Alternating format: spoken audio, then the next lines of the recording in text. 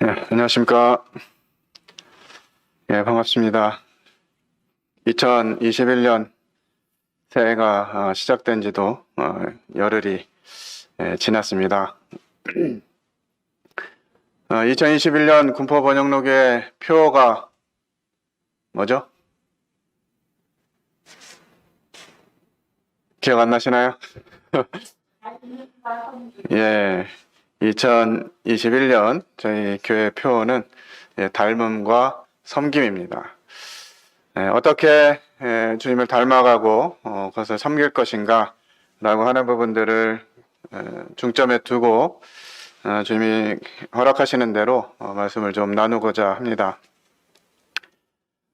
저희들이 주님을 닮는다는 것, 누구를 닮는다는 것은 그분의 외모까지도 닮아가는 것 같아요.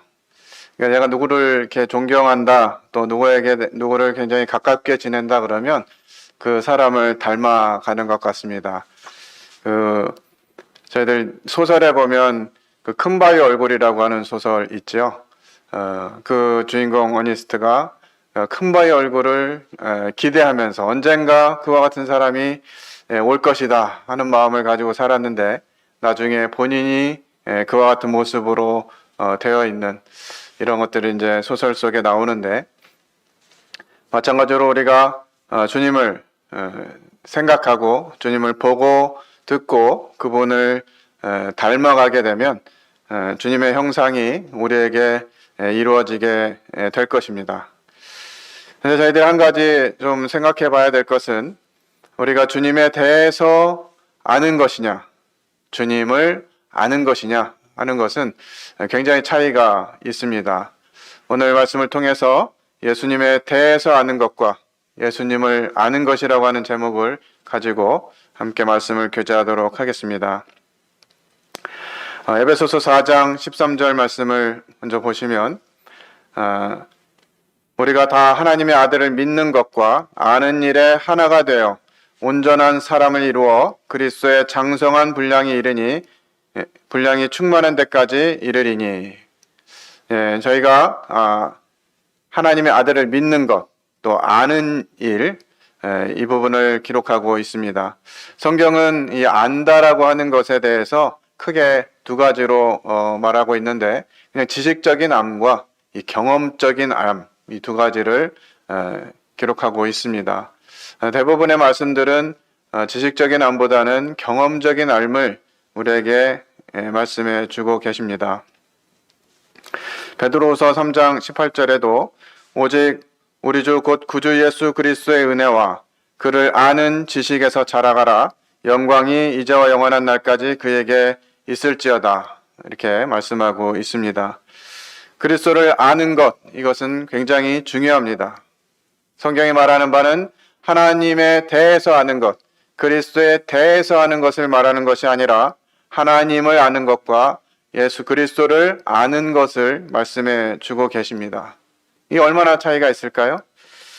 한 예를 들면, 저희가 이 연초가 되면 각 회사마다 이제 인사 발령을 냅니다.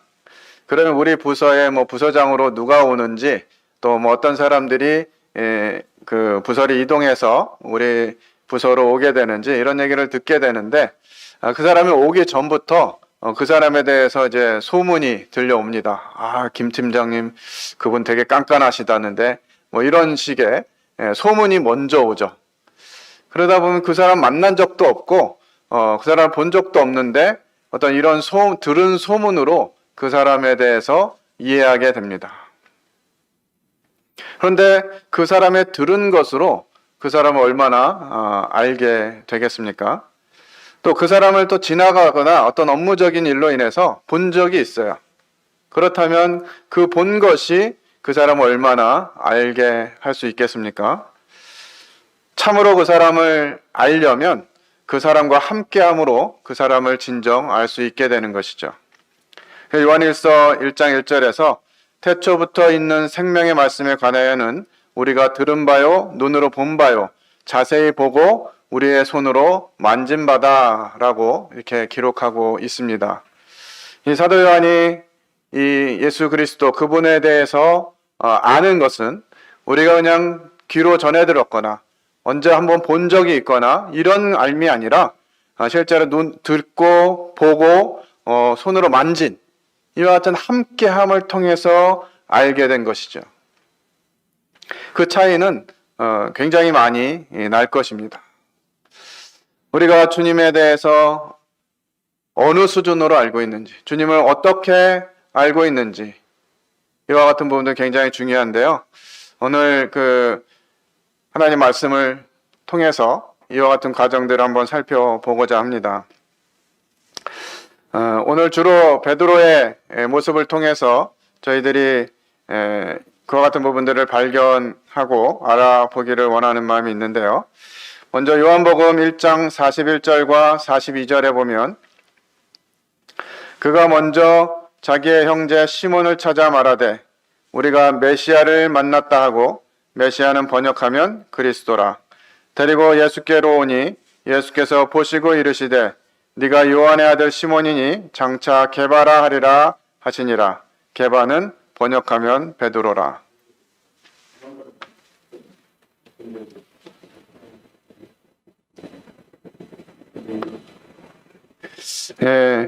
베드로가 이제 처음으로 주님을 알게 되는 장면이 요한복음 1장에 기록되어 있습니다.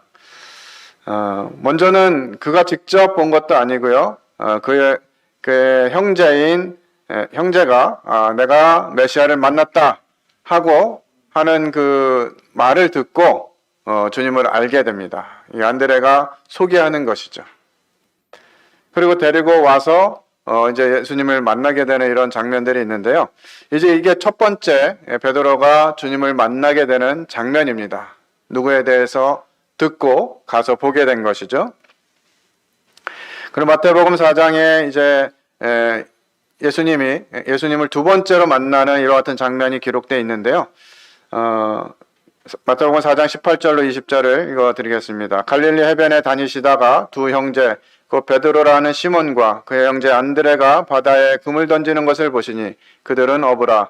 말씀하시되 나를 따라오너라. 내가 너희를 사람을 낚는 어부가 되게 하리라 하시니 그들이 곧 그물을 버려두고 예수를 따르니라. 이제 예수님이 이 제자들을 부르시는 그 과정 가운데 베드로도 예수님을 따라다니게 됩니다. 그가 예수님을 따라다니면서 무엇을 보았습니까? 예수님이 가는 곳마다 병자들을 고치시고 귀신을 쫓아내시고 죽은 자를 살리시는 이와 같은 부분들을 많이 보았을 것이에요. 그러나 이러한 것이 베드로의 삶을 완전히 바꿔놓지는 않은 것 같습니다. 예수님에 대해서 들었고 예수님을 따라다니면서 예수님이 하시는 일들을 많이 보았지만 그것이 이 베드로를 전적으로 변화시키는 터닝 포인트가 되지는 않았던 것들을 살펴보게 됩니다. 세 번째로 이제 베드로가 예수님에 대해서 더 알게 되는 과정이 나오게 되는데요. 누가복음 4장 38절 39절 말씀입니다. 예수께서 일어나 회당에서 나가사 시몬의 집에 들어가시니 시몬의 장모가 중한 열병을 앓고 있는지라. 사람들이 그를 위하여 예수께 구하니 예수께서 가까이 서서 열병을 꾸짖으신대 병이 떠나고 여자가 곧 일어나 그들에게 수종드니라. 아마 이 장면은 베드로가 이제 조금 더 예수님에 대해서 가까이서 경험하는 일이 되었으리라 생각이 듭니다. 왜냐하면 그동안 예수님이 병을 고쳐주시고 귀신을 쫓아내시고 죽은 사람을 살리시고 이런 과정들은 자기랑 상관이 없는 그런 사람들에게 일어난 일들이었기 때문에 그것이 그닥 베드로에게 큰 반향을 일으키도록 하지는 않은 것 같습니다. 하지만 이번에는 이제 자신과 직접적으로 관계되어 있는 이 장모의 열병을 주님이 고치시는 경험들을 하게 되는 것들을 보게 됩니다.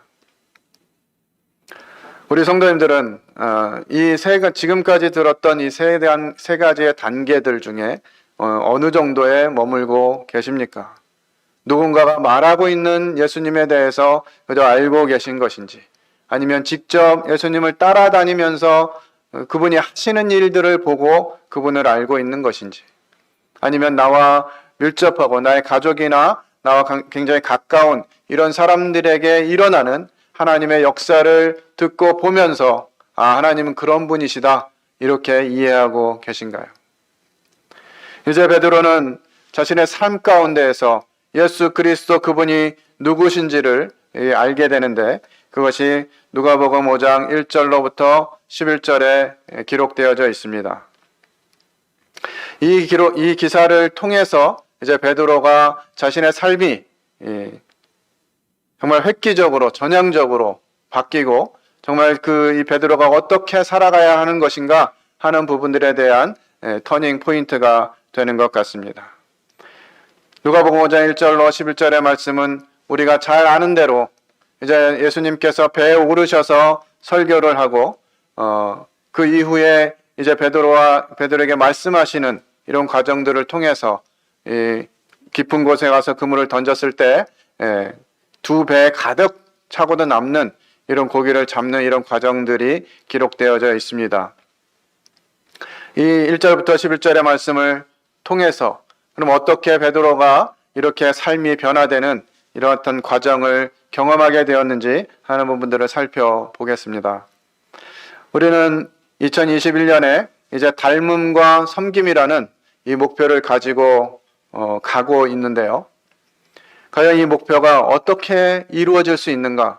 내가 올 한 해 동안에 어떤 과정들을 통해서 예수 그리스도 그분을 닮고 그분이 우리를 섬겨주셨던 것처럼 하느님 맡기신 영역들에 있어서 내가 섬겨갈 것인가 하는 부분들을 생각해 보면 조금 막연한 감이 없지 않습니다. 내가 정말 주님을 닮을 수 있을까? 주님처럼 살 수 있을까? 이런 의구심도 들고요.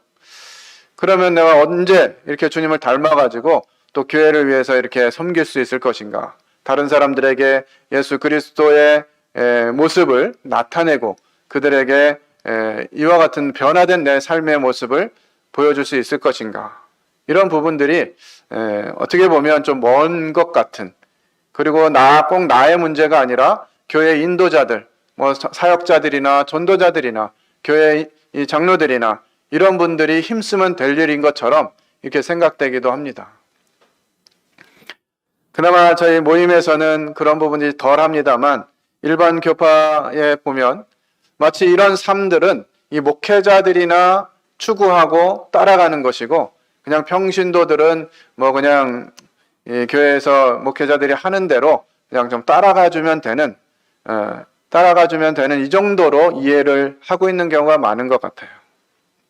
그러나 하나님께서 원하시는 것은 일꾼들만, 인도자들만이 아니라 또 특별히 하나님께 부름받은 사람들만이 아니라 모든 그리스도인들이 이와 같이 예수 그리스도를 닮아가기를 원하시고 계십니다.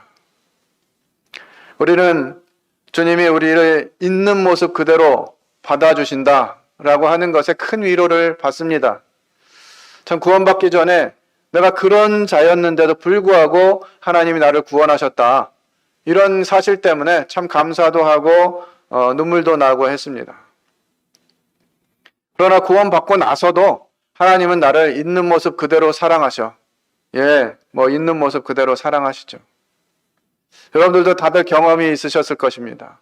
아이들을 데리고 놀이터에 데리고 갔는데 이제 그 아이에게 아이스크림이나 사탕이나 이런 걸 먹여주려고 준비를 했다가 이제 아이를 먹이려고 했는데 이 아이를 딱 보니까 막 입안에 그냥 모래를 잔뜩 집어넣어가지고 모래를 먹고 있는 것이에요. 그러면 부모가 그 자녀를 여전히 사랑하겠죠? 만약 여러분 자녀가 그러고 있다면 사랑하지 않겠습니까? 입안에 모래가 잔뜩 있든 온몸에 모래를 뒤집어 썼든 부모로서 그 자녀를 사랑하는 것이에요. 그러나 그 자녀에게 더 좋은 것을 주기 위해서 그냥 입안에 가득 들어있는 이 모래를 그냥 두지는 않습니다. 깨끗한 물로 입안을 헹궈내고 또 몸을 깨끗하게 닦고 그래야 집으로 들어가서 이불 속으로 들어갈 수 있는 것이죠. 우리 주님은 우리를 있는 모습 그대로 사랑하시지만 우리가 있는 모습 그대로 있기를 원하시지는 않습니다. 우리의 모습이 변화되어 그리스도의 형상을 이루기까지 힘쓰기를 원하시는 것이에요. 오늘 이 누가복음 5장 1절로 11절의 말씀을 가지고 이와 같은 부분들이 어떻게 가능해지는지 하는 부분들을 나누겠습니다. 1절에 보면 무리가 옹이하여, 정말 많은 무리가 예수님의 말씀을 듣기 위해서 바닷가로 나왔습니다.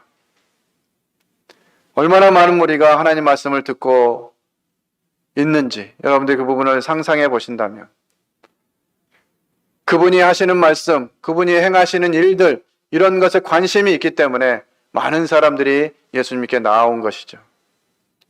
우리가 그리스도를 닮고 그분처럼 섬기기 위해서 첫 번째 가져야 될 영역은 진리의 말씀에 대한 영적인 갈증이 나에게 있는가를 살펴보는 것입니다.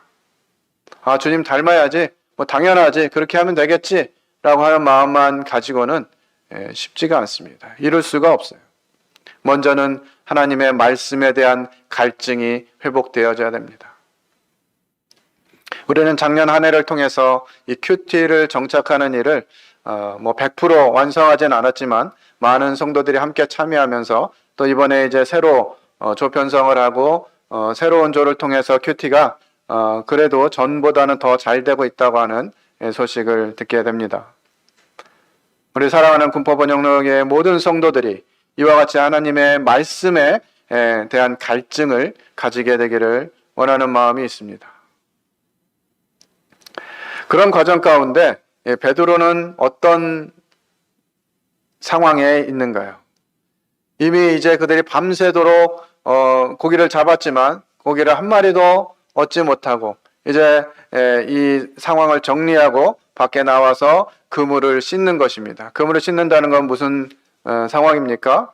이제 막 다 지쳐가지고 더 이상 이제 고기를 잡을 수 없고, 그래서 빨리 그물을 씻고 집에 들어가서 쉬고 싶은 그런 마음이었을 것입니다. 지금 어부들의 상태는 매우 피곤한 상태이고요. 어부 직업일에 아마 이런 날은 한 번도 없었을지도 모르겠습니다. 그들의 대화도 상상해보면 어떻게 이런 일이 있지? 우리가 지금 여기 몇 년간, 십몇 년간 여기서 고기를 잡았는데 어떻게 밤이 맞도록 한 마리도 잡을 수가 없었을까? 아, 너무 힘들고 지친다. 이제 과연 이 일을 계속 해야 될지 모르겠어. 이런 여러 가지 대화들을 했겠죠. 사람은 수고해서 피곤하기보다는 이 수고한 만큼 결과가 얻어지지 못할 때 더 피곤함을 느끼는 것이죠. 정말 이 어부들의 모습은 그러했을 것입니다.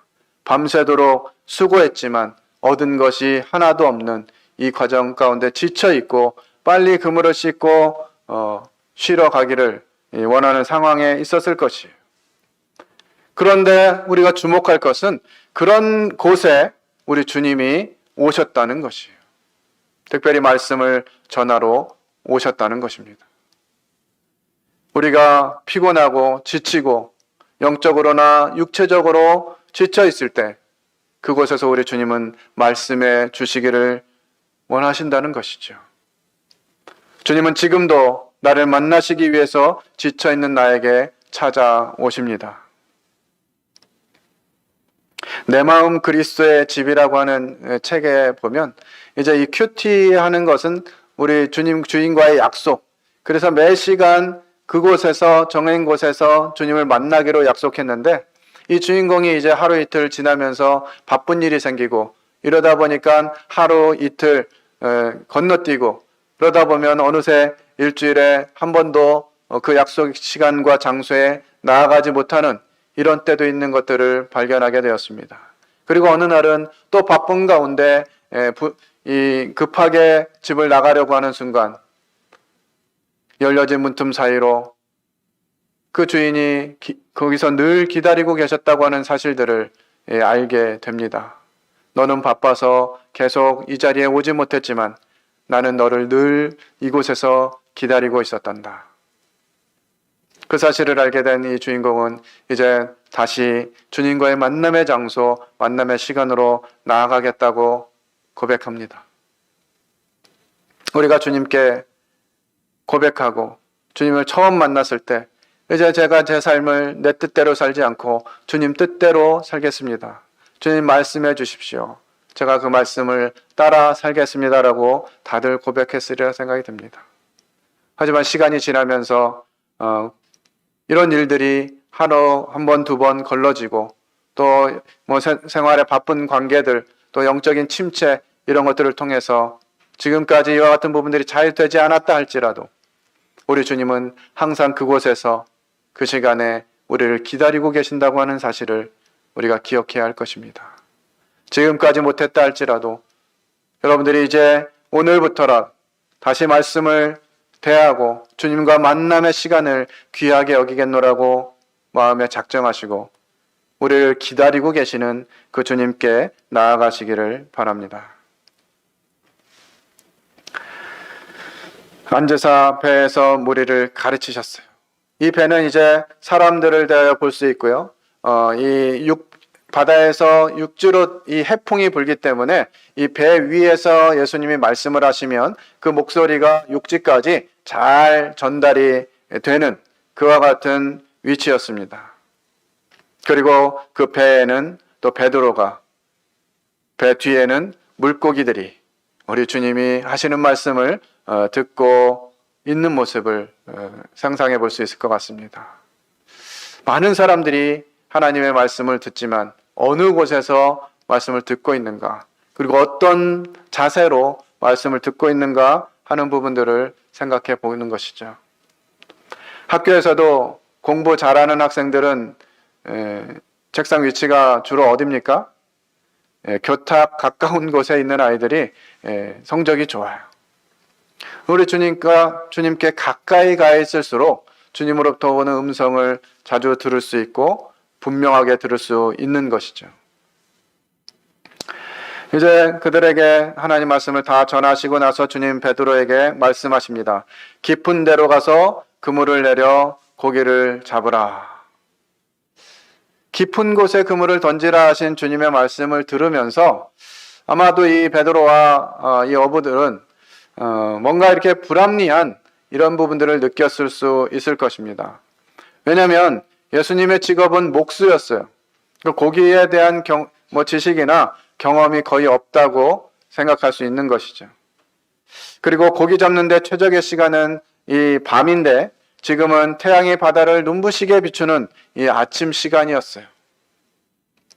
그리고 그물을 내리는데 고기를 잡는 데는 적당한 깊이의 그물을 내리는 것이 좋은데 주님께서는 깊은 데로 나가라고 명하시는 것이죠. 가뜩이나 이해가 안 되는 상황인데 이 베드로는 또 매우 지쳐있는 상태였습니다. 그는 빨리 그물을 씻고 허기진 배를 채우고 싶었을 것이에요. 아니면 빨리 모자란 잠을 보충하고 싶었을 것입니다. 그러나 자신의 배에서 말씀하시는 그 예수님으로 인해서 자신의 요구는 뒤로 연기되었습니다. 더군다나 이제 예수님께서 그에게 그물을 다시 내리라고 말씀하세요. 그것도 멀리 깊은 곳까지 가서 내리라고 하십니다. 지금 밤새도록 지금 일하고 나서 얻은 것이 없어가지고 그 그물 다 씻어가지고 이제 다 정리하고 들어가려고 하는 판에 다시 그물을 가지고 가서 배에다가 그 바다에 던지라고 하시는 것이에요. 어떻게 생각하면 내가 밤이 맞도록 수고했지만 헛수고였는데 다시 가서 그것을 하라고 하는 마음 때문에 이 예수님의 음성을 듣지 않았을 수도 있어요. 그렇게 했는데도 고기를 잡지 못하면 또 애써 씻어 놓았던 그물을 다시 씻어야 되는 상황인 것이죠. 그런데 베드로의 반응은 어땠습니까? 성경은 그가 말씀에 의지하여 그물을 던지겠다고 기록하고 있습니다. 우리 베드로의 이 말을 좀 더 생각해 봐야 합니다. 첫 번째, 베드로는 자신들이 밤이 맞도록 했던 수고와 소득을 떠올리고 있습니다. 이것은 무엇입니까? 우리의 경험과 생각이에요. 전에도 안 됐는데, 작년에도 그렇게 각오하고 기도했지만 잘 안 됐는데, 수차례 몇 년 동안 반복해서 이 부분들에 대해서 생각하고 기도하고 해보려고 했는데 실패했는데, 하나님의 교회에서 이렇게 하면 교회가 부흥될 것 같아가지고 수차례 계획하고 진행하고 노력해 봤는데 안 됐던 기억들이 떠오를 수 있다고 하는 것이죠. 그런데 베드로는 이 상황에 왜 예수님의 말씀을 의지하고 싶은 마음이 들었을까요? 베드로는 자신의 배에서 예수님의 말씀을 가장 잘 들을 수가 있었습니다. 그분의 말씀을 들으면서 베드로는 예수님의 말씀에 대한 위대함을 느끼게 되었습니다. 그것이 바로 자신이 밤새도록 헛수고했던 베드로를 다시 그물을 내리도록 만들게 된 이유가 된 것입니다. 내 경험, 내 생각이 아니라 이 말씀을 하시는 그분이 누구신가라고 하는 것들을 알게 되었을 때 내 생각과 내 경험은 뒤로 한 채 그분의 말씀에 의지할 수 있게 되는 것이죠. 베드로가 예수님 말씀을 의지하며 그물을 내릴 때 어떤 마음과 어떤 기대로 그물을 내렸겠습니까? 바다 깊은 곳까지 노를 저어가며 베드로와 예수님 사이에는 어떠한 대화가 오고 갔을까요? 그 과정 가운데 베드로는 그분이 하신 말씀, 그리고 그분이 말씀하셨을 때는 이유가 있을 것이다 하는 부분들을 확신을 가지게 되면서 깊은 곳으로 노를 저어가서 깊은 곳에다가 그물을 던졌습니다. 그러자 어떤 일이 일어났습니까? 애운 것이 심이 많아. 밤새도록 고기를 잡았지만 한 마리도 잡을 수 없었는데 예수님의 말씀에 의지해서 그물을 던졌더니 이 잡힌 고기가 많아져서 2배 가득 채웠습니다. 누가 가장 많이 순종했을까요? 이 상황에? 베드로도 주님 말씀에 순종했지만 아마 이 물고기들이 주님의 계획하심과 일하심을 위해서 그 예수님 배 근처에 있다가 깊은 데로 가자 하시니까 이 물고기들이 또 따라가지고 야, 우리 주인이 글로 가신대 우리도 가야지 하고 물고기가 따라간 것 같아요. 그리고 아마도 그곳에 모여 있지 않았던 물고기들에게도 연락이 되었는지 그 호숫가에 있는 바닷가에 있는 수많은 물고기들이 던지는 그물 밑으로 모여들었습니다. 물고기들도 예수님의 말씀에 순종하는 것처럼 우리도 동일하게 예수님의 말씀에 순종해야 합니다. 고기들은 예수님께서 베드로에게 깊은 데로 가서 그물을 내려 고기를 잡으라고 하는 말씀을 하셨을 때 그 말씀에 순종하기 위해 죽음이 앞에 닥쳐왔어도 그 자리를 피하지 않았습니다. 때로 성경에서는 이 동물들이 하나님께 어떻게 사용되어지는지 하는 부분들을 기록을 자주 하고 있어요. 그런데 보면 그 동물들은 하나님의 뜻을 한 번도 거스린 적이 없습니다. 그저 말씀하시면 순종하는 이와 같은 장면들을 보게 돼요. 예수님 말씀에 순종했을 때 그 복은 나에게서 그치는 것이 아니라 다른 사람에게까지 전해지는 것입니다. 내가 하나님 말씀에 순종할 때 그 순종의 말씀은 나에게서 머무는 것이 아니라 다른 사람들에게까지도 확장된다고 하는 것이죠. 마찬가지로 하나님의 말씀에 불순종하게 될 때 그 화도 나에게서 그치는 것이 아니라 다른 사람에게까지 어려움을 끼치게 되는 것입니다.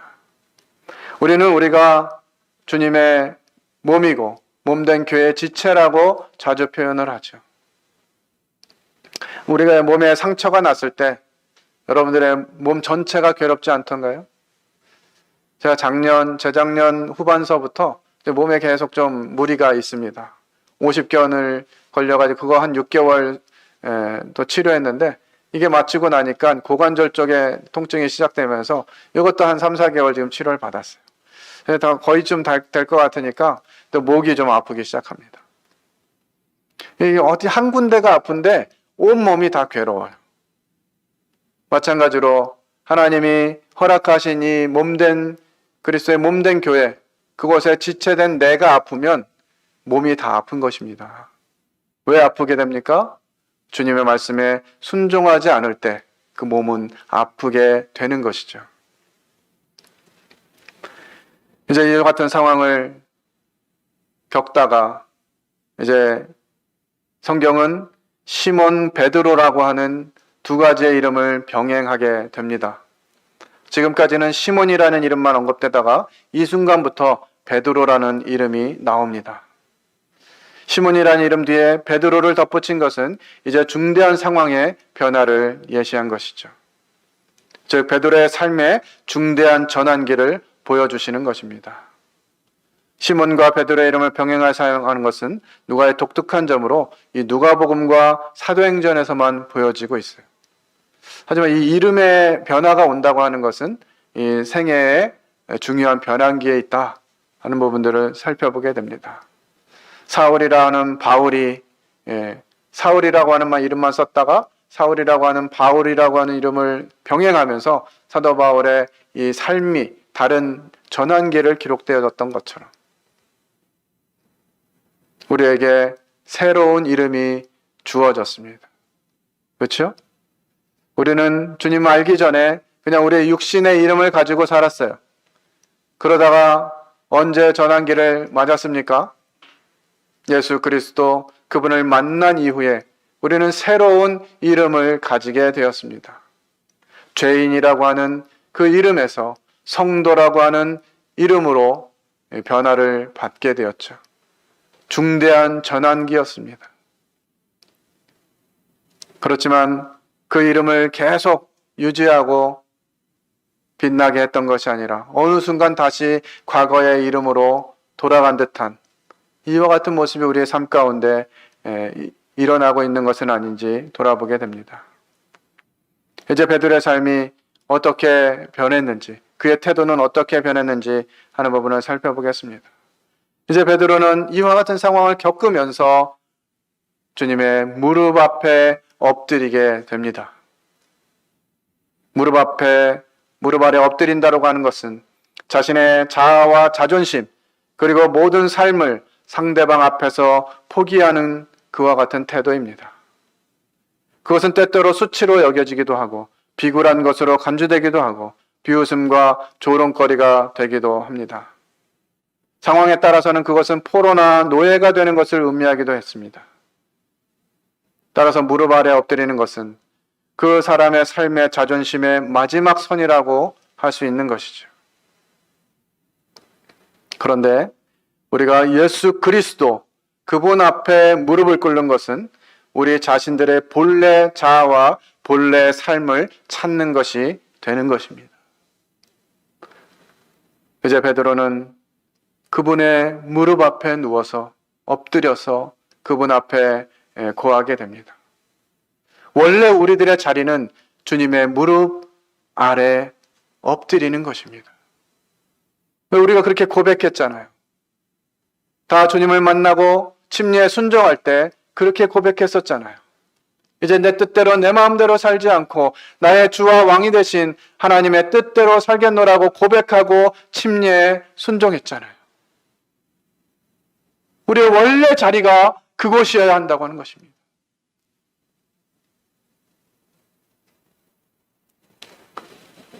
그곳에 있을 때마다 내가 무릎 꿇은 이분의 존재가 어떤 분이시고 그분이 나에게 어떤 분이신지를 다시 한번 깨닫게 되는 것이죠. 베드로는 이와 같이 고백합니다. 주여 나를 떠나소서. 나는 죄인이로소이다.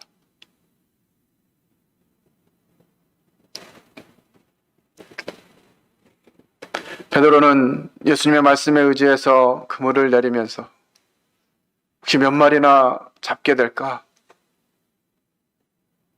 어떤 기대를 했겠습니까? 지금과 같은 2배가 만선이 되도록 하는 이런 상황을 상상이나 했겠습니까? 그렇지 않았을 것입니다. 그러기에 지금 일어나고 있는 이 기적은 그의 눈을 변화시켰어요. 5절에서는 예수님을 가리켜 선생이여 했던 베드로는 이제 예수님을 주여라고 부르고 있습니다. 예수님을 바라보는 베드로의 눈이 바뀐 것이죠. 동시에 그는 자신을 죄인이라고 고백합니다. 그분 앞에서 우리들의 모습은 어떤 자인지를 발견하게 되는 것이죠. 이와 같이 예수님을 개인적으로 만나게 되면 이제 예수님과 자신을 알게 되고 이제 새로운 출발을 하게 되는 시발점이 되는 것입니다.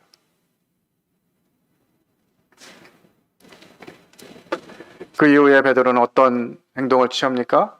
모든 것을 버려두고 주님을 쫓게 됩니다. 예수님께서는 베드로에게 사람을 취하리라고 말씀하셨어요. 이 70인역 성경에서는 이 단어는 위험에서 생명을 건져낸다라는 의미를 가지고 있습니다. 그들이 밤새도록 수고했던 이유는 고기 때문이었지만 예수님의 이 말씀에 그들은 모든 것을 버려두고 예수님을 따라 나섰습니다. 더 이상 물고기가 그들을 붙잡을 수는 없었어요. 이와 같은 경험은 그리스도를 주라고 고백한 수많은 사람들에게서 지금도 벌어지고 있는 사건입니다. 왜 이 땅의 편안한 삶을 안정되고 편안한 이 삶을 포기한 채 왜 그 어둡고 외지고 정말 불편하고 상황이 최악인 그와 같은 곳에 가서 복음을 전할 그런 담대함과 믿음이 생겼겠습니까? 그분들이 예수 그리스도 그분을 만나고 그분의 가치를 알고 그분이 하신 말씀을 들었기 때문에 가능한 것입니다. 우리 미얀마의 최사만 형제님 간증을 들으면서 참 부끄러움이 많이 생겼어요.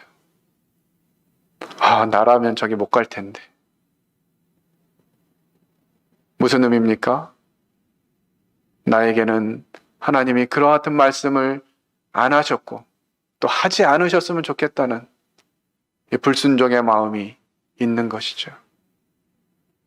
그러나 그리스도 그분, 가까이서 그분을 만나고 그분의 말씀에 순종되어질 때 그분이 어떤 분이신지 깨닫게 되고 그분이 말씀하시면 어디든지 무슨 상황인지 갈 수 있게 된다고 하는 것이죠.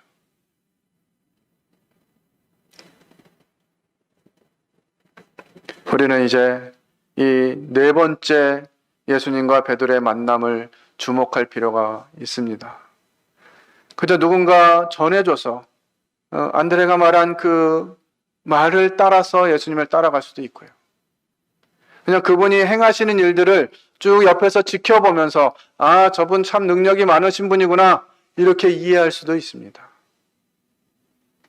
때로는 나와 굉장히 밀접한 가까운 사람들이 주님을 경험하고 주님이 일하시는 모습을 보면서 내 주변에서도 하나님이 일하시는구나 하는 것들을 고백할 수 있어요. 그러나 지금 이와 같이 베드로와 같은 고백과 그 삶의 변화를 일으키기 위해서는 그분 앞에서 말씀을 듣고 그분의 무릎 아래에 엎드려서 그분이 누구신지 내가 누군지를 제대로 알 때 주님의 말씀대로 열매 맺게 되는 이와 같은 삶을 살 수가 있는 것입니다. 말씀을 정리하겠습니다. 베드로는 3번에 걸친 예수님과의 만남, 그 이상의 만남으로도 변화되지 않았습니다. 하지만 베드로는 4번째 만남에서 그는 자신이 죄인임과 예수님이 주이심을 깨닫게 되었습니다. 주님은 우리를 개인적으로 만나시기 원하셔서 지쳐있는 베드로에게 찾아오시듯이 지금 이 순간에도 나를 개인적으로 만나기 위해서 찾아오십니다. 주님의 은혜를 찬양합니다. 우리가 어떤 형편에 있든지 과거에 어떻게 살았든지 어제까지 무슨 일을 했든지 이제 다시 주님을 만날 수 있는 은혜가 우리에게 허락되어져 있다고 하는 것입니다. 누구도 예수님을 개인적으로 만나기 전에는 구원받을 수 없고 누구도 예수님을 개인적으로 만나기 전에는 성장을 경험할 수 없습니다. 귀로 듣는 믿음, 눈으로 보는 믿음, 직접 경험하는 믿음, 여러분들은 어떤 믿음을 갖기를 원하십니까?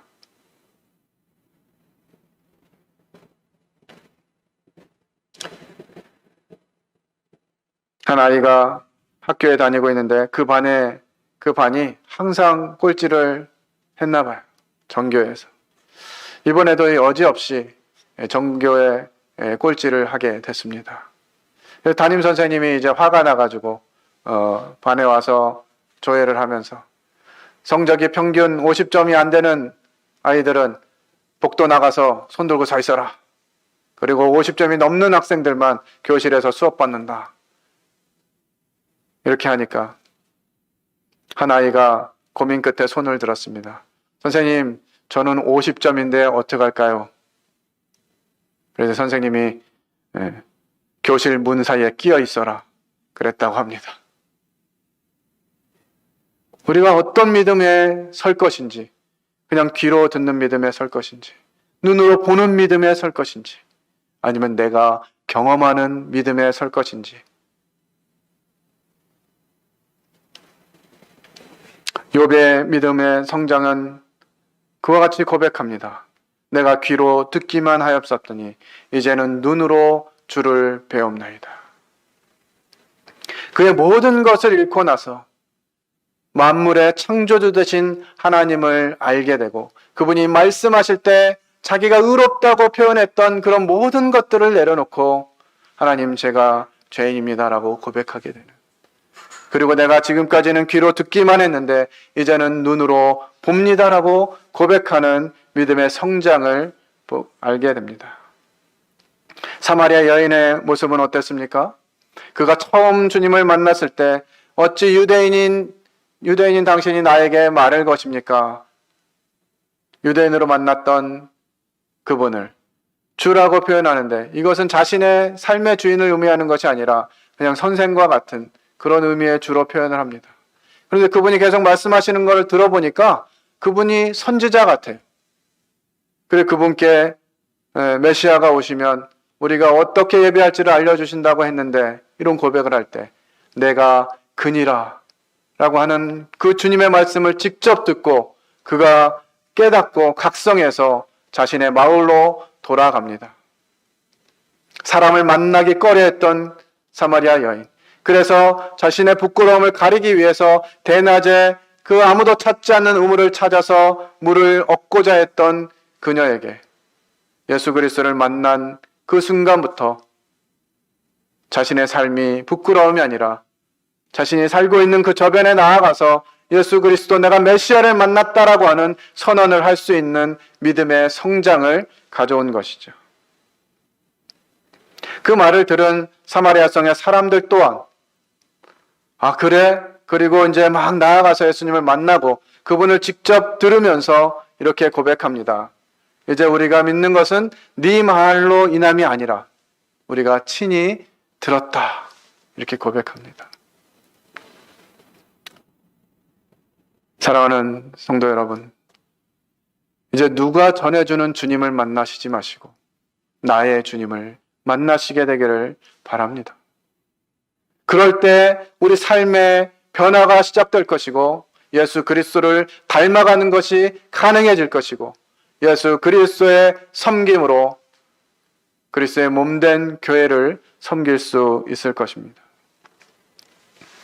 어느 성경교사가 성경의 의미를 가르쳐달라는 제자에 대해서 이런 지혜로운 대답을 했다고 합니다.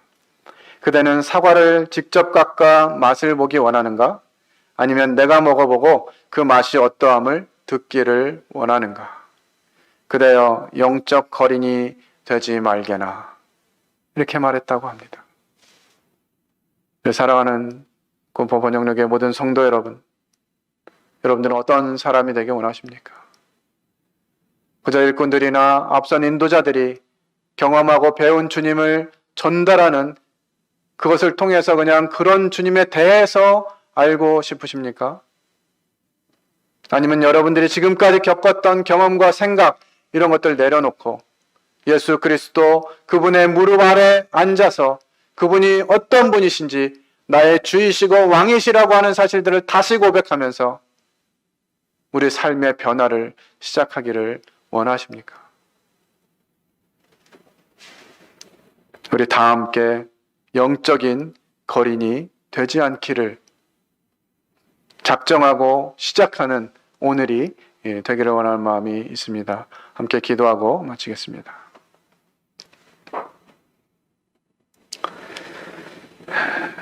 참으로 고마우신 아버지 하나님,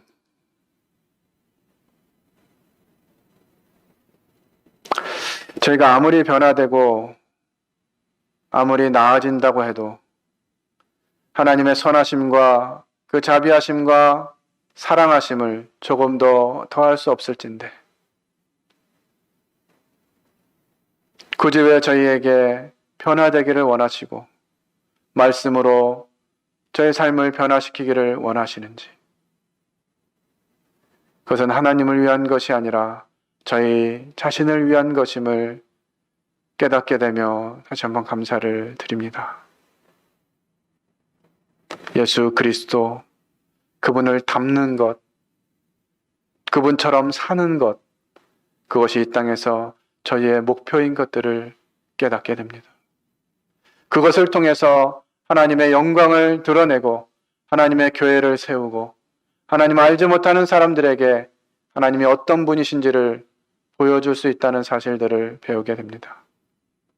오늘 베드로의 이 변화의 과정들을 묵상하면서 그저 귀로 듣거나 눈으로 보고 그저 옆에서 따라다니며 겪는 주님이 아니라 나의 모든 상황을 아시고 모든 형편을 아시고 나를 변화시키길 원하시며 그 말씀의 순종됨을 통해서 놀라운 일을 행하실 그 주님을 만나게 되기를 원합니다. 주님 매일 매 순간 저희가 주님 만나기를 힘쓰게 하시고 이것을 통해서 저희들의 삶이 변화되는 날이 오늘 시작될 수 있도록 은혜를 베풀어 주시기를 원합니다. 하나님의 놀라운 은혜, 하나님은 언제든지 저희와 말씀하기를 원하시고 저희를 가르쳐 주시기를 원하시고 저희를 바로 세워주시기를 원하신다고 하시는 이 놀라운 사랑과 은혜를 감사하며 찬양을 드립니다. 올 한 해 저희들이 소망하는 대로 이 닮음과 섬김이 자리를 잡아서 저희를 통해서 하나님 나라가 확장되어지는 이 놀라운 은혜를 허락해 주시기를 간구를 드립니다. 모든 성도들의 형편과 사정을 아시는 하나님께서 각 성도들을 지키시고 특별히 교회를 붙잡으셔서 이 마지막 때에 하나님의 대안이 되는 저희들이 될 수 있도록 은혜를 베풀어 주시기 원합니다. 하나님의 놀라운 말씀으로 교훈해 주심을 감사를 드리며 이 모든 것을 살아계신 하나님 아들 예수 그리스도의 이름으로 감사하며 기도를 드립니다. 아멘. 네, 감사합니다.